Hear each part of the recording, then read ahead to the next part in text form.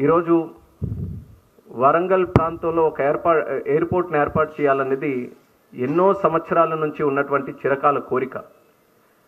అటువంటి కోరికని నేను సివిల్ ఏవియేషన్ మినిస్టర్గా ఉన్నప్పుడు దానికి క్లియరెన్స్ ఇచ్చేటటువంటి అవకాశం నాకు దక్కినందుకు నేను ఒక అదృష్టంగా నేను అది భావిస్తున్నాను. దీనికి చరిత్ర కానీ ఒక్కసారి మనం గుర్తు చేసుకుంటే, వరంగల్లో ఉన్నటువంటి ఎయిర్పోర్ట్ ల్యాండ్ ఏదైతే ఇప్పుడు కూడా ఎయిర్పోర్ట్ అథారిటీ ఆఫ్ ఇండియా దగ్గర ఉందో, అక్కడ ఒక బ్రహ్మాండమైనటువంటి ఎయిర్పోర్ట్ ప్రీ ఇండిపెండెన్స్ ఎరాలో కూడా ఉండేది. మనకి స్వాతంత్రం రాకుండా ఆపరేషన్లో ఉందనంటే అది వరంగల్ ఎయిర్పోర్ట్. 1981 వరకు కూడా ఎయిర్పోర్ట్లో ఏదో ఒక రకంగా రాకపోకలు అనేవి జరుగుతూనే ఉండేవి. అప్పట్లో కార్గో సర్వీసెస్ కానీ వాయుదూత్ ద్వారా కానీ, ఎందుకనంటే అప్పట్లో వరంగల్ ఒక ప్రధానమైనటువంటి కేంద్రం భారతదేశంలోనే. అటువంటి కేంద్రానికి అనుగుణంగా ఈ యొక్క ఎయిర్పోర్ట్ తాలూకా కార్యక్రమాలు కూడా జరిగేవి. కానీ క్రమేపీ హైదరాబాద్ ఒక క్యాపిటల్ నగరంగా ఎదుగుతుండడంతో ఎక్కువ కాన్సన్ట్రేషన్ ఇక్కడే ఉండి అన్ని రంగాలు కూడా ఇక్కడ ఏకీకృతం అవ్వడంతో ఇక్కడ అభివృద్ధి ఎక్కువగా జరగడం, అక్కడ నుంచి ఎయిర్పోర్ట్ కూడా స్లోగా డిమాండ్ తగ్గిపోవడం, 80ల నుంచి అలాగ ఉంటున్న తర్వాత అక్కడ ప్రజల్లో మాత్రం ఒక విప్లవంలాగా ఎప్పటికైనా సరే వరంగల్లో మళ్ళీ ఈ యొక్క ప్రాంతంలో ఒక ఎయిర్పోర్ట్ ఉండాలనేది అక్కడ ప్రజలందరూ కూడా ఎన్నో రకాలుగా డిమాండ్స్ చేశారు, పోరాటాలు చేశారు. మరి దాని ఒక కార్యక్రమాన్ని ముందుకు నడిపించే ప్రయత్నం చేశారు. మరి ఇప్పుడే కిషన్ రెడ్డి అన్నగారు చెప్పినట్టు, నరేంద్ర మోదీ గారు వచ్చిన తర్వాత భారతదేశంలో ఎయిర్పోర్ట్ రంగంలో కూడా ఒక కొత్త విప్లవం స్టార్ట్ అయింది. 2014లో దేశంలో 76 ఎయిర్పోర్ట్లు ఉండేవి.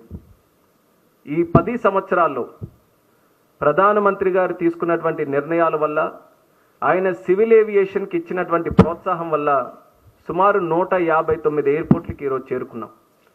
ప్రపంచంలో ఏ దేశంలో కూడా ఈ స్థాయిలో ఎయిర్పోర్ట్లు ఎక్కడ కూడా అభివృద్ధి చేయలేదు. కేవలం మన భారతదేశంలో, మన భారతదేశాన్ని ఒక వికసిత దేశంగా మనం తయారు చేయాలంటే, డెవలప్డ్ కంట్రీగా మనం తీర్చిదిద్దుకోవాలంటే, దానికి ఒక ప్రధానమైనటువంటి కేంద్రంగా ఎయిర్పోర్ట్స్ని మనం నిర్మించాలని ప్రధానమంత్రి గారు తీసుకున్నటువంటి ఈరోజు చాలా పెద్ద ఎత్తున ఎయిర్పోర్ట్స్ని మనం డెవలప్ చేసుకున్నాం.